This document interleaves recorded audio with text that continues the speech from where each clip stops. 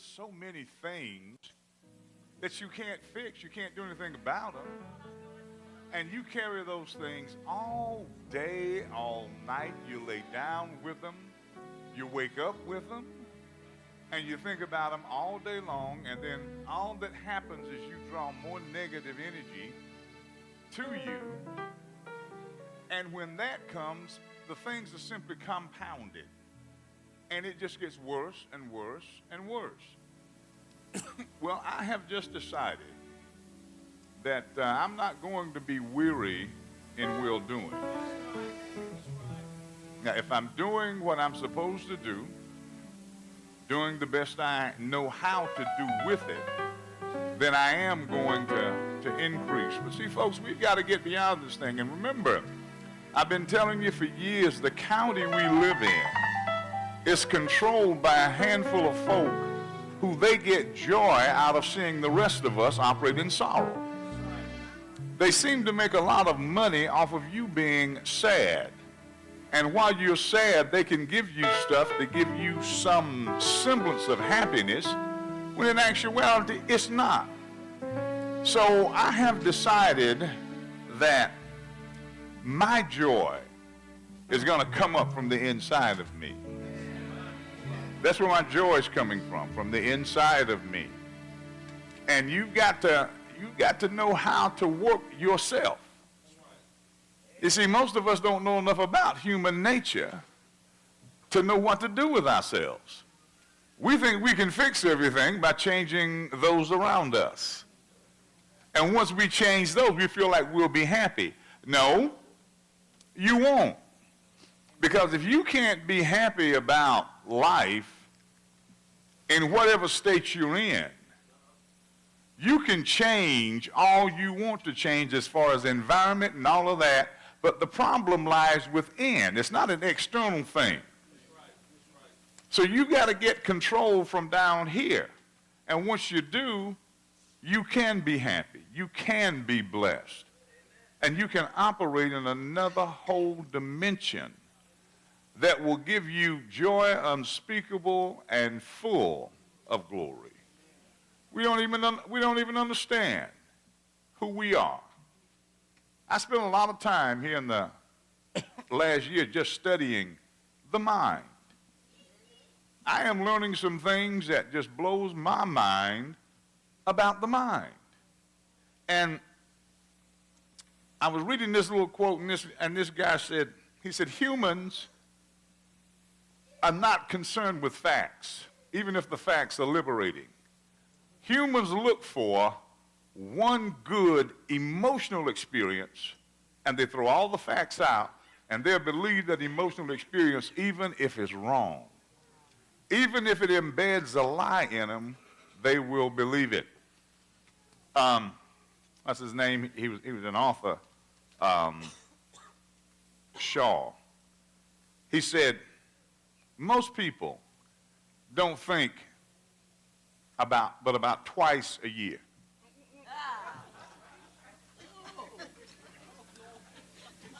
He said, and I think about twice a week, and it's brought me to international success. He said, you have to think about thinking. And we have been programmed not to think. We've been programmed to take whatever somebody tells us and say, that's it. You know, all advertisers tell you their product is the best. All the beer companies tell you they're the #1 selling beer in the world. All of them can't be. But they put that out there, and they expect us to believe it.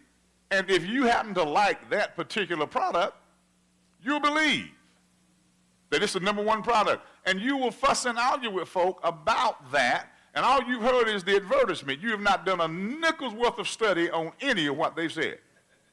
But it gave you an emotional experience, and you connected with it, and now you believe it.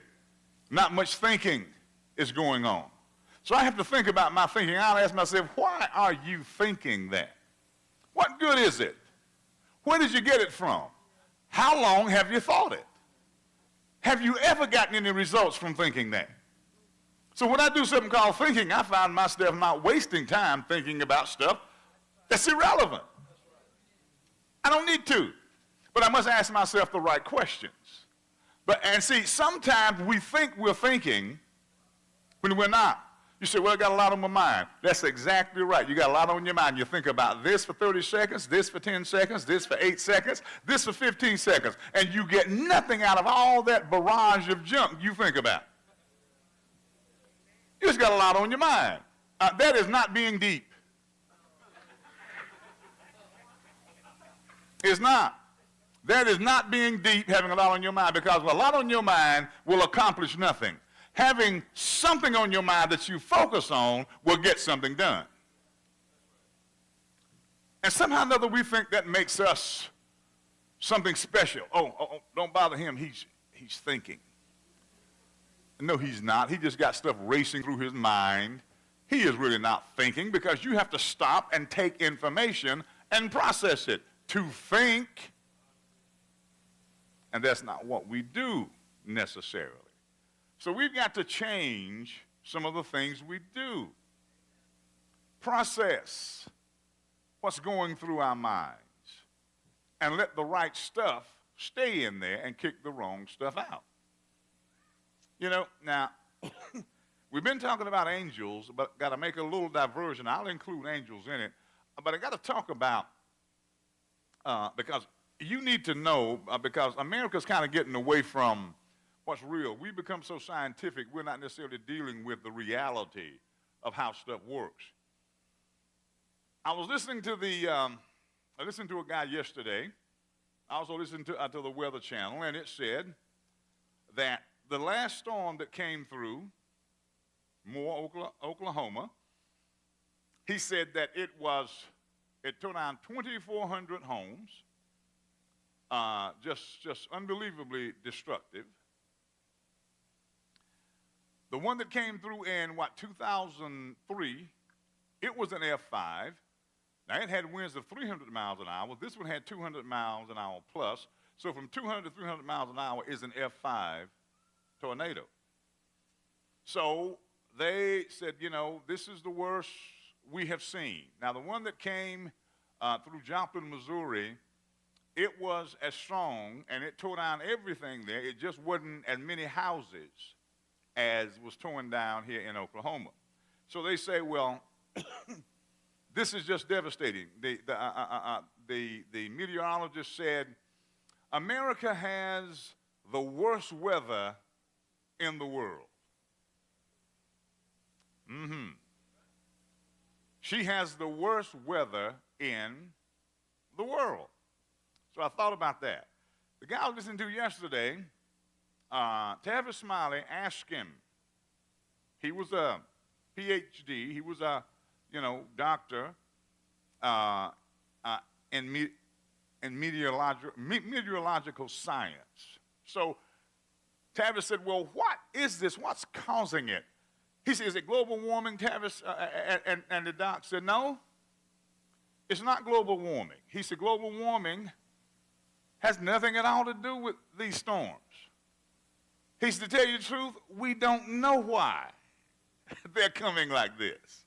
Oh, I thought it was hot air and cold air running into each other and barometric pressure and jet stream and all that. Scientifically, they can't figure this thing out.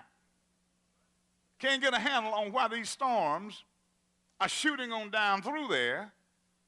Now, I know it's a flat plains area, and it's susceptible to that kind of stuff, but there's somebody, if you act right, that controls the weather. If you act right. Now, he told Israel, he said, if you act right, I give you rain in due season. In other words, I'm the rain god.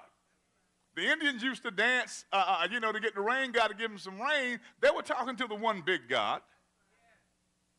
So if the rains come, they come as a result of somebody who was controlling the whole thing. Now, he doesn't get down here and do it himself. He has angels that work for him. That's why he made them.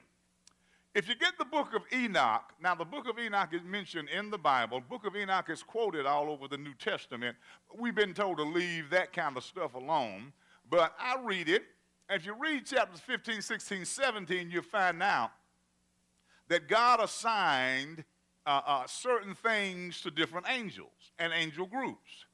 And when Enoch was there, it said that the angel took him and showed him the beginning of the rivers, where the waters came from, showed him the circuit of the wind and how it blows and how they control it. Well, you see, when we do things the way we should on the planet, then things in the spirit world operates on earth as it is in heaven. So now when you do what you should do here, heaven cooperates and reciprocates. If you don't do what you should do here, heaven does not cooperate. When heaven does not cooperate, guess who does? Hell. And that's what starts to manifest on the planet. So now let's just think back for a minute. How many of you, did they teach you anything in school about the Trail of Tears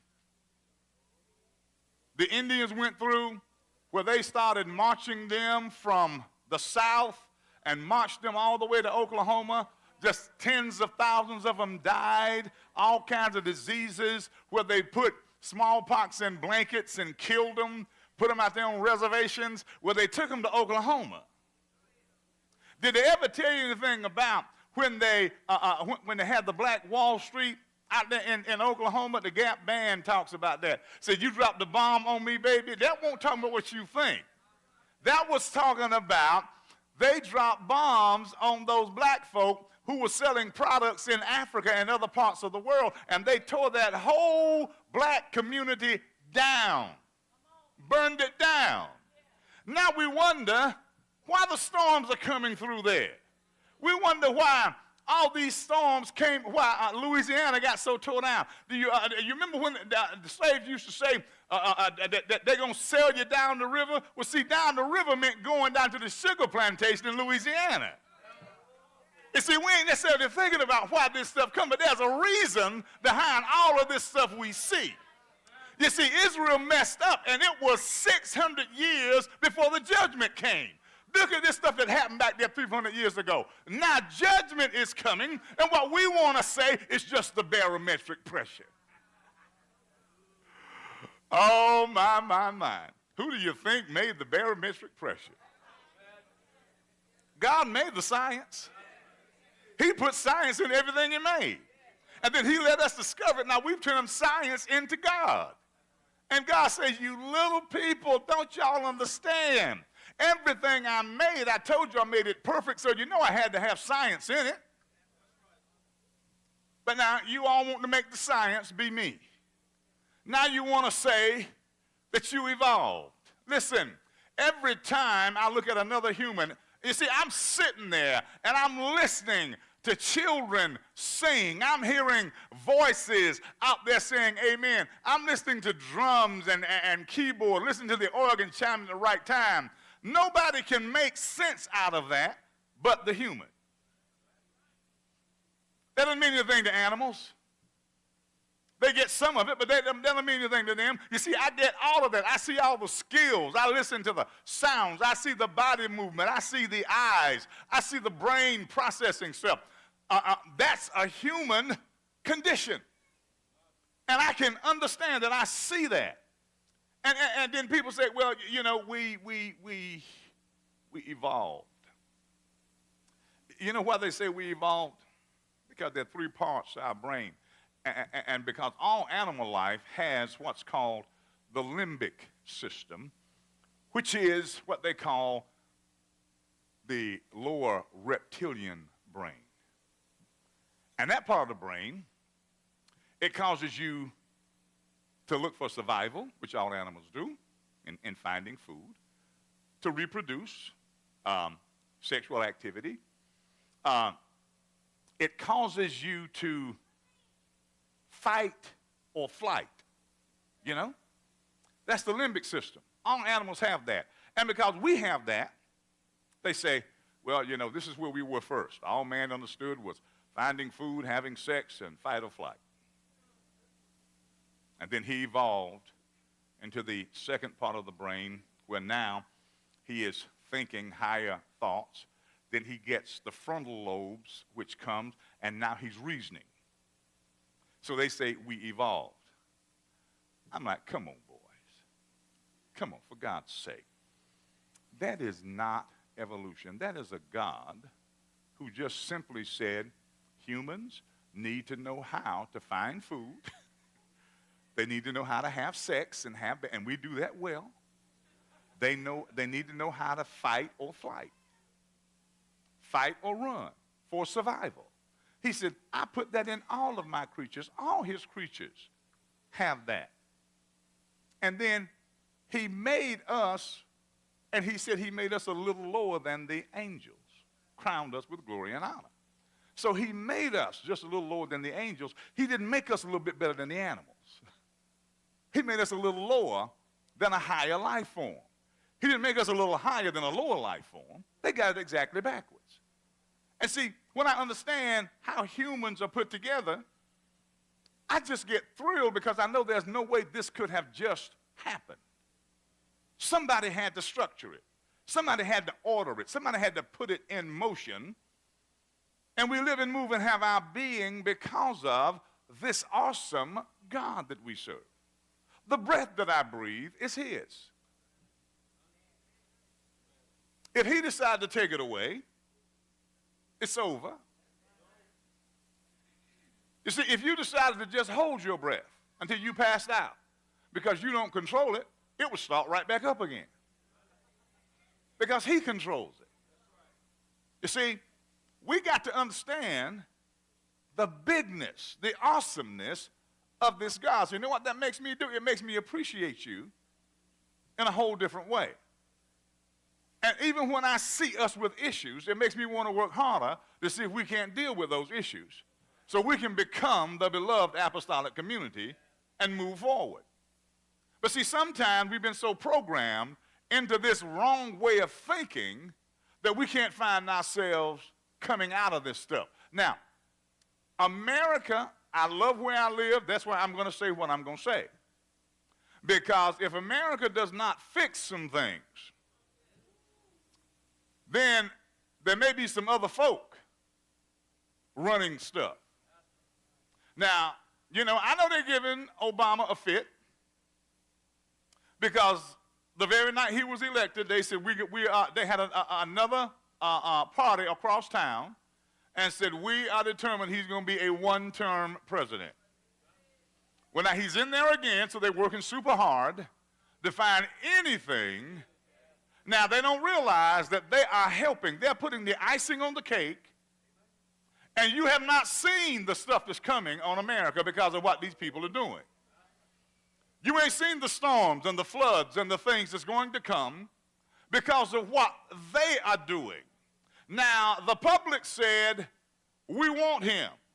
So why can't you old dudes settle down, let the public have what they wanted for these 8 years, and then if you can get yourself back in there, then do what you want to do. But now you want to destroy another man simply because you can't have your way. Now, God says, I'm going to show you something out of this that's going to help you understand you better stop that behavior.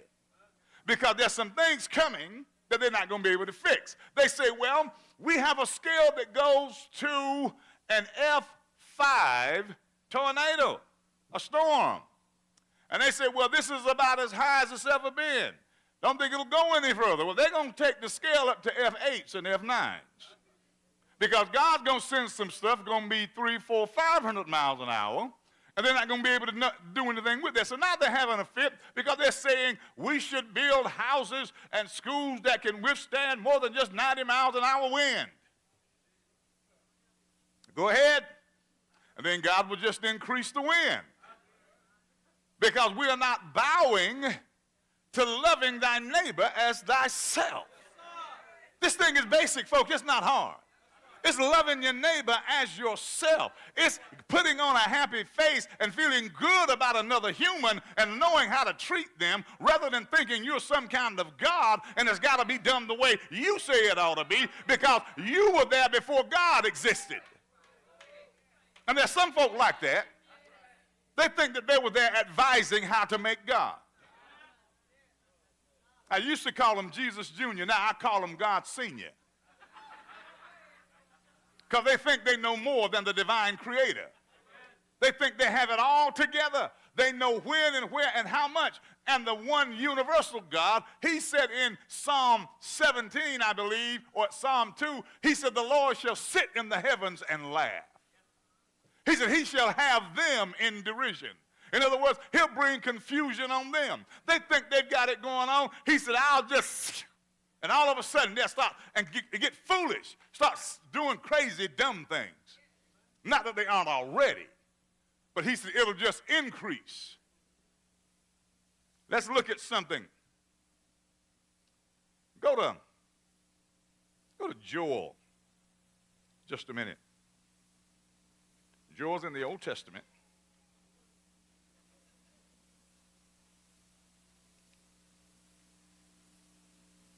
Old Testament, right after Hosea. Hosea is after what? Daniel? Daniel's after Ezekiel. So you can find those big boys. Got to show you how to get to this little fella.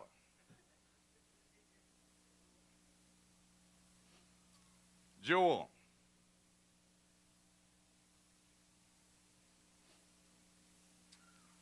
Now we're going to talk about the earth languishing. The word languish is the word amal. It means to be sick, to mourn, to be weak, to grow feeble. In other words, the earth is growing feeble. And it only grows feeble because of what the humans that live on it are doing. We're making the earth feeble. You see, we become old and decrepit and break down faster because of people who create a certain environment or atmosphere that causes a stress level to come on us that breaks our tissue down. So you can age faster by being in the wrong job, hanging out with the wrong people, drinking the wrong stuff, smoking the wrong stuff, shooting the wrong stuff. You can age faster. You can age faster by just being around people who don't have the vision you have. They'll create a stress level in you, and your body will start to break down. Well, see, what happens to the earth is starting to break down because men that's supposed to govern it have lost their way. So we're doing stuff that's causing the stress hormones in the earth to kick up. So when your stress level goes up, certain diseases will kick up in your body. High blood pressure will come because of stress. Diabetes can come because of stress. Strokes and heart attacks can come because of stress. And everything in your body will shift and alter because of stress. Well, the earth is shifting and altering. The earth is spitting up. The earth is blowing its wind because of the stress of the humans, because of what we're doing. Now, we've got to understand that our behaviors come from our thought life. Our thoughts are energy. It's an energy field, folks. You don't see your thinking. You see the results of your thinking. You think stuff. You don't see that. You make a picture in your mind, then you go do it. So your thoughts are spirit first. And spirit is in the atmosphere. So what you do and what you think is connected with the forces of darkness if it's bad, the forces of light if it's good. So you can create as much darkness as you want to. That's why I tell you, you need to put on a happy face. Because evil stuff is drawn to your body.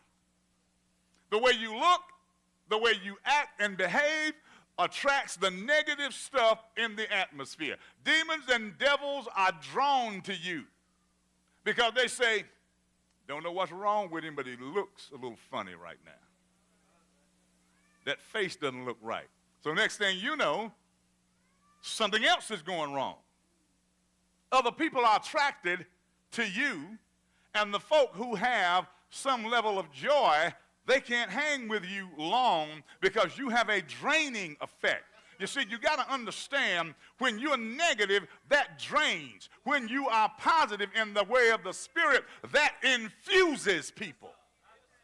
The positive keeps right on recreating itself, and you don't give out. Have you ever been around folk, you came up happy, and by the time you got through with them, you were dragging out, wanting to call 911?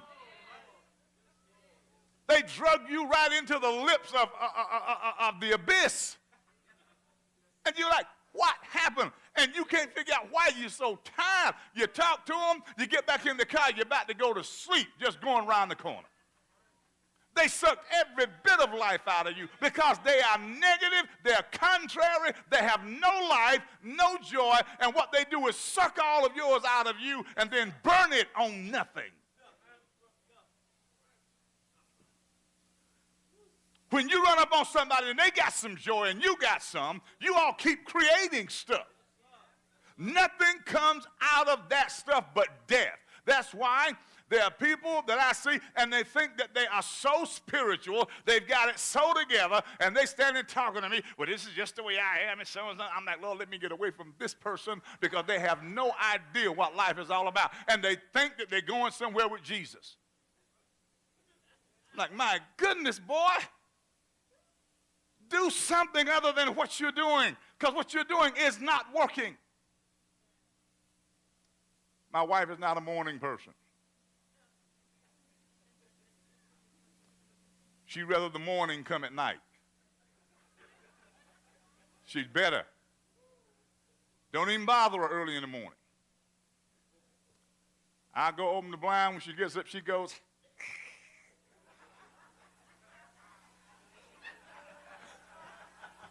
can't stand that light.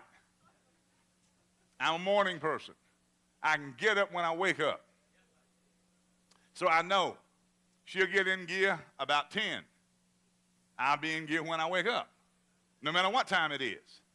And we understand that about each other, so I don't bother her that time of the morning. I let her finish sleeping. And then after she gets up and gets going, then we start having conversation. Because I'm going to annoy her talking in the morning. She's going to annoy me trying to sleep when I'm talking. So we just don't do that. We just leave that alone. Now,